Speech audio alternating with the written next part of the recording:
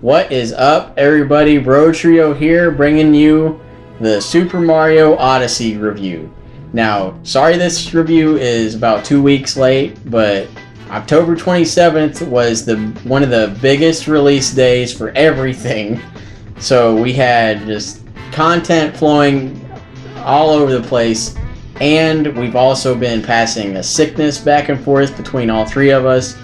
We're all finally better now, so we can get this review out to you snot-free. That being said, oh my god, Super Mario Odyssey is just amazing. It is so great. Bar none, my favorite 3D Mario. One of my favorite Marios. I think it might be my all-time favorite. It's up there. I can't really knock Mario World off my favorite, I don't think. But I mean, I think it actually did knock Super Mario World off for my favorite.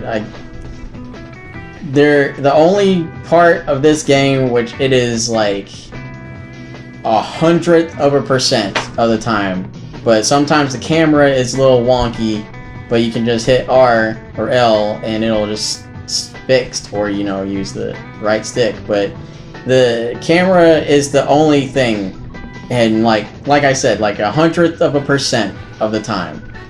Everything else in this game is fantastic. It flows perfectly. Everything is perfect. This game is perfect.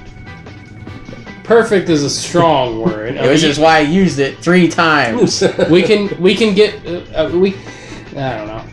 It's amazing. This game, you can't incredible. beat it. Super Mario Odyssey took Mario in the direction it needed. The Switch treatment is just great for everybody. They did it with Breath of the Wild. They took Zelda and just pushed it all the way into the next plane of existence. They amped up Zelda to 11.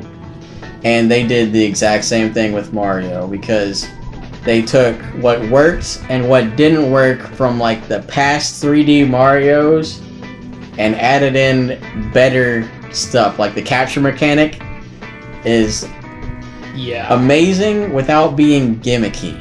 Yeah. The only bad thing about the capture mechanic is the next 3D Mario probably won't have it, and I'm really gonna miss it. Yeah. The most amazing thing about it is the second you capture pretty much anything, it's so easy and so fluid to control, Mario himself. There was nothing complicated about anything in that game. Yeah, it gives you the controls. It even will give you this short little video on what to do with the Joy-Con to control it. It's just, it works perfectly.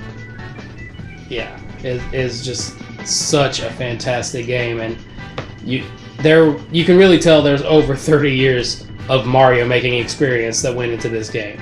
Yeah. It was just everything they could possibly throw in that was great they did, except for Luigi. Yeah, they should have had Luigi. You get Luigi outfits. You can buy them. That's not the same thing. You can buy them endgame, or if you have the amiibo, go to good old Uncle Amiibo and scan him, and you get the costume.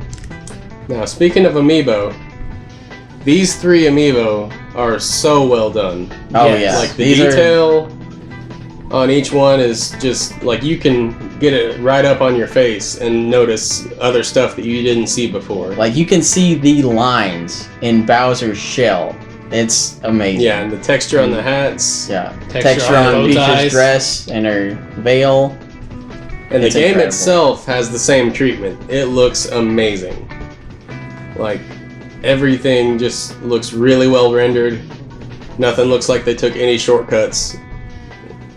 There's just so much to do. It's a beautiful game. And it's huge. And there's no bad level in the game. There really isn't. There are some levels that don't quite add up to the awesomeness of some other levels, but they're not bad. They're just different. And honestly, it's kind of good, because the one I'm talking about in particular is the Lake Kingdom. It's kind of a step back from the go awesome kingdoms, which is good, because if it kept rising at that speed and didn't have any decrease, it would give me a heart attack. But the Lake Kingdom was really, really good and fun to experiment in, like the cheap water and the cheeps. Yeah. Had to get you used to water levels before you got to Bub Lane, because that was the huge water level. Oh yeah, but as far as controls go, Mario Odyssey controls like a dream. It has no shortage of controller options. Yeah. The suggested is the two Joy-Cons separated with the Joy-Con sliders on. You hold them like throw the cap. Now, I really don't care for this like controller option. I don't think, like, I played with it a little bit. It just doesn't feel that good to me. I've never liked that about the Wii of having two controllers in one hand. Yeah. The odd thing is, I played Breath of the Wild with a controller in each hand for a good while, and I liked it better than I did in Odyssey. Because in Odyssey, every little movement you make, like if I was just like adjusting in my chair, I threw the hat, I threw Cappy. Yeah. And I mean, honestly, you get the same experience, if not better, from the Pro Controller or Joy-Con grip. I mean, I preferred that to easily. There are some actions where you can throw Cappy in a circle around you, and with the Joy-Cons you would just like do that. But you can just be playing with the Pro Controller and just do like that, and it'll do the same thing. You do that to throw Cappy upward, which you have to do in some sections. You don't have to. Yeah. I mean, I love shortcuts. I loved watching you play when you were throwing the frying pans, because he was just like... Yeah, I mean, that's sometimes so the easiest way to do it. And it's just stuff like that. It's not really necessary, but it's there. So if you want it, you can use it. If not, you don't have to. And that pretty much sums up everything in Mario Odyssey. Like, you can do whatever you want, how you want, for the most part. Like, yeah, if you see a crazy thing off in the distance and you can physically think you can jump to that, because Mario's got all kinds of tricks to jump. So if you can make it, you can make it. There's nothing really restricting you in this game other than how far can Mario jump. Yeah, there's never been this much freedom in a Mario game, and that is just why Mario Odyssey is so fantastic.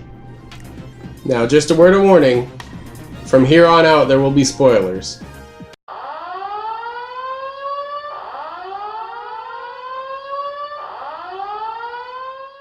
Now, with that out of the way, this isn't really a spoiler, but some of the captures were just so great. I really liked the Goomba stacking. Just jump up, you've got a bunch of Goombas. Yeah. Well, it's more than that, too, because the Goombas have better traction on their shoes, so they don't slip on ice. Yeah, that part was great.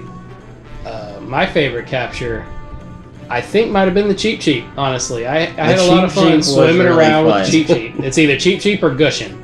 I don't know which one out of those two, but either way, they're in Bub Lane. Yeah, my favorite capture is probably the Pokios, the little woodpeckers you get in the Bowser Kingdom. Those are things fun. are fantastic. Because Bowser Kingdom's all like Japanese themed, so there are a bunch of like paper walls, so you just like woodpeck into the walls and like launch yourself up, and they're just so much fun controlling them. And an easy second would probably be the uproots, because these little plant guys are hilarious and angry and adorable looking, and those were really fun to play as. And it was honestly, they had my favorite boss fight, which was fighting Torque Drift, that flower sucker robot thing, and it had these little, orbs you had to uproot into and to kill it, and it was just a really fun boss fight. You had to really dodge its like lasers shooting out at you, and it was just so much fun. Plus the music was amazing. Well, my favorite boss was Mollusk Landseer. He's this like regal octopus with lava on his head for some reason. Yeah. And you fight him in Bub Lane the first time, but my favorite fight with him was the rematch in the Mushroom Kingdom.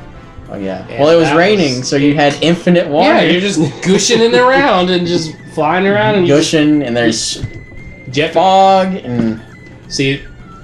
What my favorite part of that is I couldn't figure out what to do, because I didn't know that the Gushin jet would hurt him. I thought that was just to put out the lava, and then you had to slam him.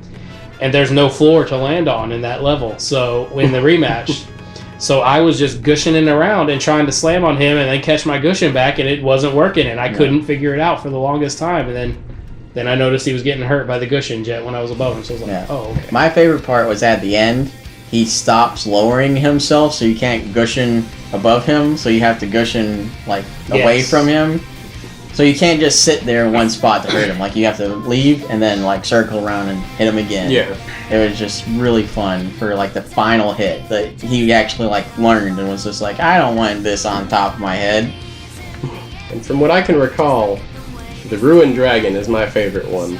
Oh, yeah. I was not expecting a hyper-realistic lightning dragon with, like, a crown bolted onto his head with swords. Yeah. Yeah, it was just so unexpected. Like, out of nowhere, Bowser was just riding this big-ass dragon, destroyed your Odyssey, and then you go and fight the dragon, and he's like the laziest dragon. He doesn't fly or anything. He's just chilling on shooting the lightning blades at you, and then... Yeah. You gotta remove his crown and then slam on his head. Yeah, very typical Mario boss in the way you fight him. But it was just so unexpected and cool to see a hyper-realistic lightning dragon for Mario to defeat. Yeah. Oh, yeah. Like, it looked almost like it was from a different game. Half the stuff in this game did. Yeah. Now moving on to the kingdoms we liked most. Mine was probably the Lost Kingdom. I don't know what it was about it, like the colors or the music or whatever it was. The Lost Kingdom, just, I loved it. Like, every second in it was awesome. Like, you crash land in it, one, so you have to scavenge for moons to even leave it. And, I mean, Cappy gets kidnapped by a vulture right when you get there anyway, so you have to have, like, a Cappy-less section right when you get there. And you get the Tropical Wigglers, which are probably my third favorite capture, and there's these weird beetle things that you can't capture because they'll grab your hat and then home in on you and explode. That was an interesting way to get moons too, is aiming those guys at stuff to blow up. Yeah. My favorite, I think, was the Bowser Kingdom.